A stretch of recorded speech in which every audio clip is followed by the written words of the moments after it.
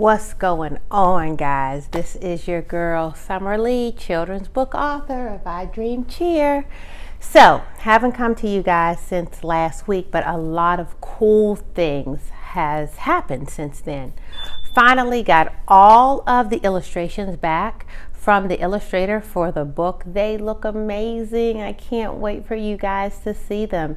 If you had the opportunity to check out my Instagram page, which is I Dream Cheer, I gave a little sneak peek of what one of the pages in the book looks like, and I'm also going to be introducing you to the main character, which is Trilby. Trilby, for anybody who is wondering, is spelled Trilby. That is actually my daughter, who throughout the majority of her young life going into her teenage years was actually a cheerleader. So that is one of the reasons that I wrote the book I Dream Cheer, because even now she is fascinated with cheerleading. So what's been going on with me? So got the illustrations back from the illustrator, look amazing. I am putting the final touches on everything, making sure that the dimensions are right and the colors are vivid and pretty, and they really just pop off the pages for you guys. And I really hope that you go out and you support this book. Right now I am looking into getting the book on the Nook for Barnes & Noble.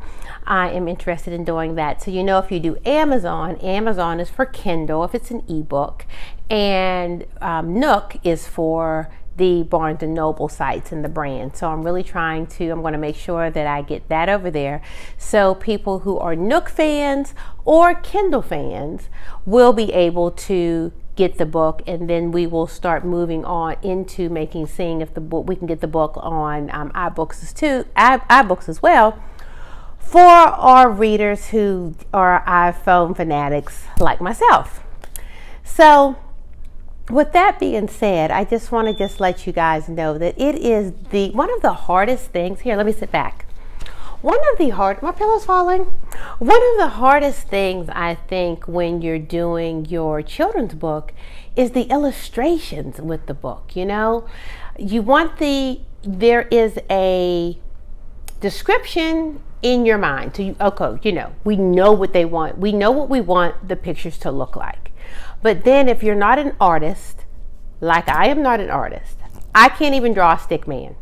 So my stick man is kind of like hanging like this if I have to draw one, right? So it's bad, or it might just have like one leg or something like that. So to have to give your illustrations or your ideas to your illustrator to say, hey, I would like for you to make my vision come to life.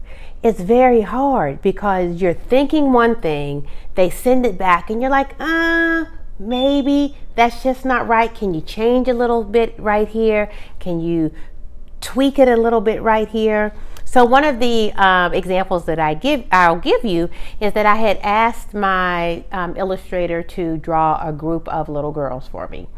And he did draw the group of little girls, but to me, one of the little girls didn't look the cutest, And so I had to send it back, and I said, hey, I need for all of them to look cute. Now, I know intentionally that he did not mean to make the little girl look a little different, but she did to me.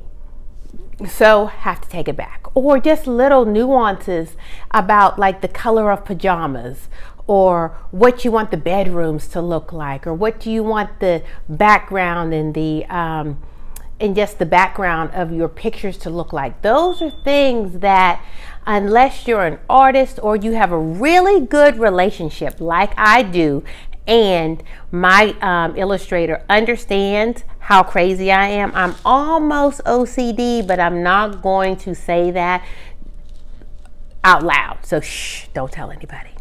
So he was able to understand that look that I was going for and be able to bring those to light. And he also understood that every time he basically did a scene for me, that he sent it to me before he even started working on the next one to say, hey, Summer, is this exactly what you're looking for? Because the worst thing is to give someone a vision, tell them, a lot of times we'll say, just go with it. And they'll say, okay, and then they'll do all of these scenes and they think that they're magical. And we get them and we'll say, this isn't even what we wanted, right?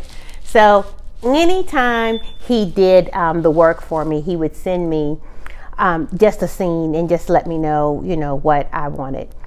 One of the other things I did as well is I did a lot of research on other children's books and what they look like, what they felt like, what the material, not the material, but the paper, what the material felt like, because I love reading children's books. I have read children's books. Well, I have 4 children, but reading has always been so fundamental here in my house. But when I was picking out books for my children, I always went with the cover. So I would look at the cover, I'd be like, oh my goodness, this is so cute. Or, some of those old time favorites, such as Goodnight Moon and the old Davids. And one of my absolute favorite is that there is a monster at the end of this book, and it was really Grover, Love that one. So you get those books, and sometimes just because we're consumers, we will grab or gravitate to those books because of the covers. And so I wanted to make sure that the cover of the book was very eye-catching. So I Dream Cheer, that is the cover of the book, which I feel, is adorable, and I hope you guys feel that it is adorable as well. And I just wanted to make sure. So anyway, I did research. I went to a couple bookstores, not chain bookstores, as well as some of the mom and pop bookstores here. I live in Atlanta, and in the Atlanta area, just to see what their children's book section looked like.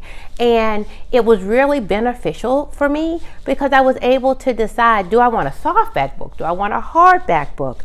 What are the dimensions of the book that I want? What type of binding that I want? And all of those things are things that you wouldn't even think about, or at least I didn't think about when I started writing this book, of the different types of things that I wanted for the book, So I was able to just take that. I went on just a book journey, just to tell me about the books, let me feel it. We're used to now just ebooks, like I mentioned before, with the Kindles and the Nooks and the iBooks, and our children love iPads and using our phones for everything. But I love a good children's book at night to be able to read to my babies. And so that was one of the things that I wanted to make sure that I had. So I wanted to make sure that I was able to bring children's book reading back. So I still have tons of books for my kids. And a lot of times people say, well, what are we going to do with all of those books, But just keeping them and being able to reread them, there is nothing, and then to be realistic, how many pages really is a children's book, right? They're not that many pages, because these are supposed to be nighttime stories or stories that we just love to enjoy with our children. And reading, and as they say, reading is fundamental. So guys, I just want to let you know that I just want to thank you guys so much for following me on this journey. I hope that you will go, please like and subscribe to my YouTube channel since you're watching the video. Go over and like my Twitter page, IDC Series, or my Instagram page, which is I Dream Cheer. And I will be back later on this week, hopefully, to you guys to share some really good thoughts about some things. So I hope and I look forward to seeing you soon. And I want everyone to remember to dream and cheer. Bye, guys. Have a great day. I'm Summer Lee.